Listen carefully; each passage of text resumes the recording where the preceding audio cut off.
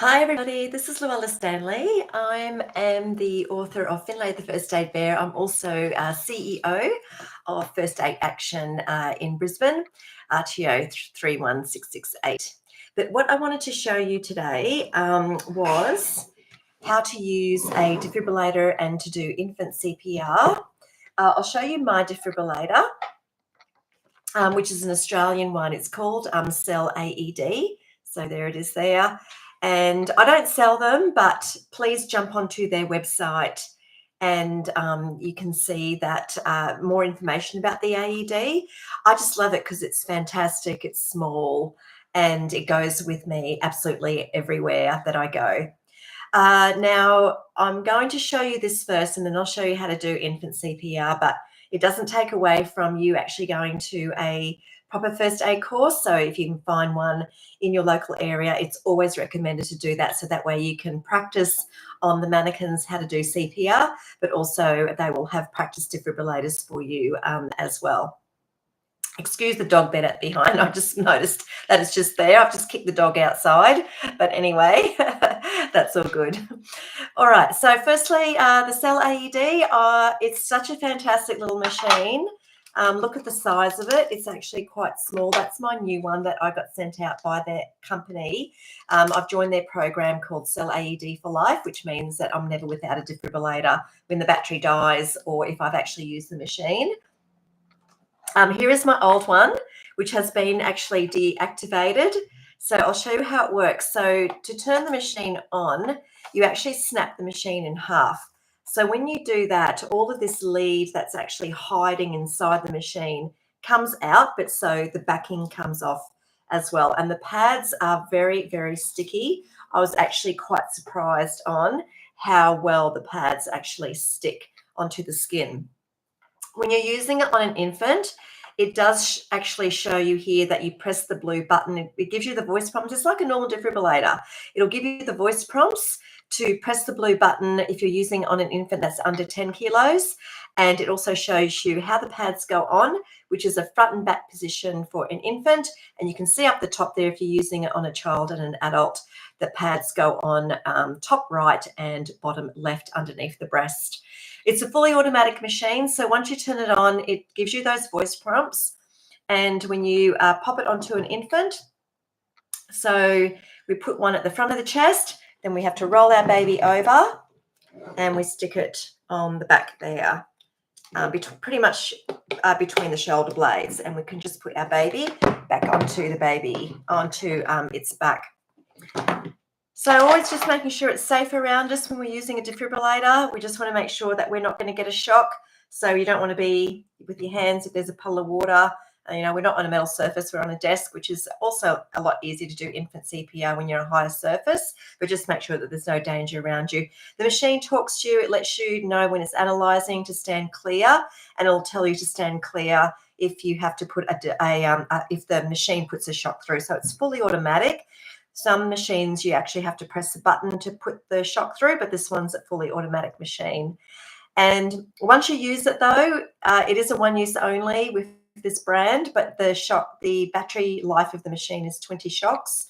And those of you who are a bit more aware of first aid and CPR on infants also probably realise that it's very rare to actually put a shock through an infant. We can still use the defibrillators in the hope that perhaps maybe it might shock and save your baby's life. So CellAED, jump onto their website. They're absolutely fantastic. I love them. I tell everyone in my courses all the time to go and purchase one, and they send you a link to join a subscription of $198 a year GST free, and the initial purchase of the machine is $499 GST free, which is pretty cheap to have for something that I really hope that I actually never use ever in my entire lifetime, but it goes with me everywhere. And I can use it on my son, I can use it on my husband, I can use it on my mum if needed, but I really hope that I don't. The machine will deactivate itself and is actually safe to handle when it's deactivated, and it will never shock if the infant doesn't need to have a shock, or anyone who you use it on in actual fact.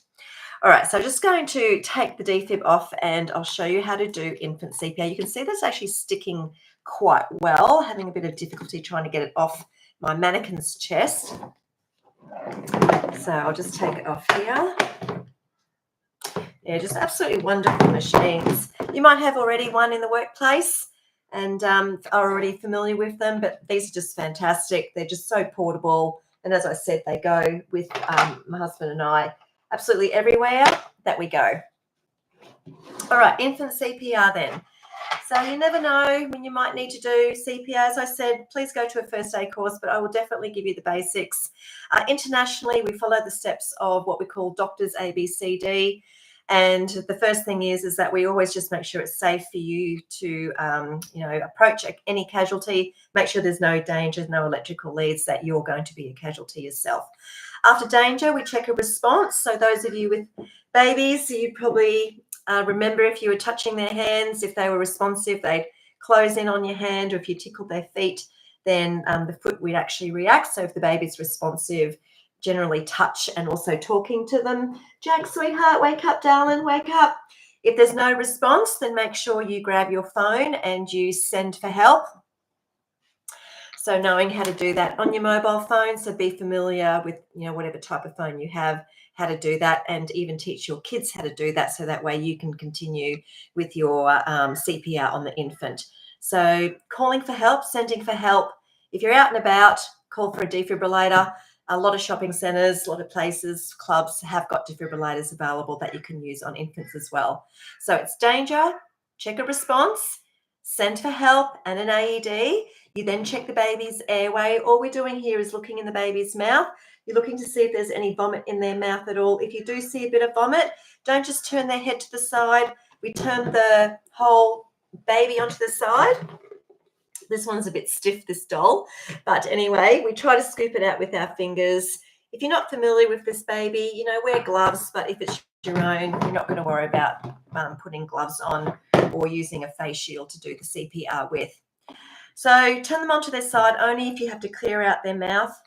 So that's danger, response, send for help, check the airway for any vomit. Then you want to check to see if the baby's breathing. So the ambulance will guide you through all these steps if you've got them on the phone right now.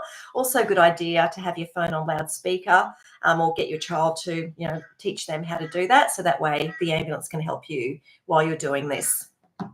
So when you check for breathing, we just want to make sure the baby's head is what we call a neutral position. And normally we do a full head tilt for children and adults, but with infants only just a neutral. Neutral is pretty much where the mouth is just straight up facing the ceiling. So we open their airway, neutral position, check your baby's breathing. The ambulance will count 10 seconds with you to count the number of breaths that you hear, feel, or see. So a good 10 seconds. So then they'll ask you if the baby's taken any breaths, and they might even ask you the colour of the lips. So if you say no breaths or minimal breath and the lips are quite blue, they'll tell you to start doing CPR. So when we do CPR on an infant, we only use 2 fingers, not our whole hand. You can see is too much for an infant. So we just tend to use our 2 fingers and in the centre of their chest, on their breastbone there, just above pretty much where their little rib cage meets there. We just go a little bit above that using 2 fingers, and we're pressing down about 1/3 of the baby's chest depth, and we're doing from anywhere between 100 and 120 compressions a minute. 120 is better because you'll circulate more blood and more oxygen around the body, especially to their little brain. So you can do that. You can also use your thumb. I've got a very long thumb, so sometimes I find thumb is a little bit easier to do the chest compressions with. But 2 fingers, all right, we're doing it at about 2 a second if you can. So I'll just fast forward here. So 25, 26, 27, 28, 29, 30. When you do the breaths, again, making sure the head is in a neutral position. Because the baby's got such a small face, you'll cover the mouth and the nose. And it's just little cheekfuls, depending on the size of the baby. This one's probably about maybe 6 months old, the size of this. So I probably do a little bit more than just a small puff, as if I was doing that on a 2 or 3 month old. So once you've done your 30 compressions, keep your hand on the baby's chest, do your 2 breaths, covering the mouth and nose. And I can actually feel the chest going up, which is a good sign that I'm getting air into the baby's lungs. If not, just go back and do your 30 compressions. It's okay. Your baby's got a bit of oxygen still in the blood. If you didn't get those 2 breaths right. So when you've done your 30 compressions again, just check to make sure you do have that head in a neutral position. You're sealing the mouth and nose properly, and just keep trying with your 30 and 2. If you didn't know this baby, you were helping a stranger's baby, it's always recommended to use a shield of some sort to protect yourself. And you can do exactly the same thing with using a shield, covering the mouth and nose, doing your 30 compressions and doing your 2 breaths like this. And air is getting through that shield. So, but if it was your own baby, you would be doing this. So we keep going. It's very stressful, believe me. Luckily, I've never had to do CPR on an infant. I have on adults and unfortunately children, but never on a baby. So it would be a very stressful time, but remain calm.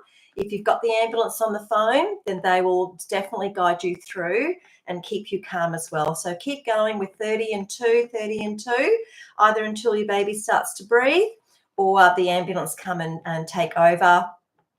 You know, get your child to unlock the front door so you don't have to stop doing CPR, and be ready for the ambulance when they come. If your baby does start to breathe, right, you're feeling the chest going up and down, and maybe you might count 6 or 7 breaths. So when you're checking the breathing, all right, you want about 6 or 7 breaths on an infant. The lip color is staying nice and pink, but your baby's not awake. It's recommended to never leave them on their back, because they can actually choke on their own little vomit coming up here at the back of the throat.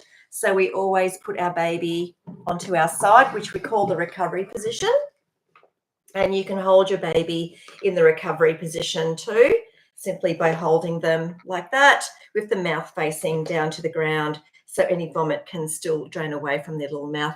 Keep them warm, keep an eye on them in case they stop breathing again. But again, the ambulance, you know, they're absolutely wonderful, and they will guide you through. They will tell you what to do. So don't panic, and most important thing is remaining calm and just being prepared to do CPR again if needed. But if you have a defibrillator, then definitely put the defibrillator on as soon as you've got it there. Put it on. You can do CPR on top of the defib. It's quite easy to do. You never take it off. The machines, they analyze every 2 minutes and will deliver a shock if the baby needs it. So anyway, I'm going to have my 8-year-old niece doing infant CPR very soon, and I will post that on my YouTube channel. So please keep on the lookout for that one. She's absolutely wonderful. She loves learning first aid. She also loves having everybody, all her friends, she tells at school that she's doing videos for first aid. She absolutely loves it, and to show you how easy it is to teach your children how to do CPR. They may not be perfect, but they might be able to help their siblings one day, or even to help you as well. All right, bye for now. Take care. Bye.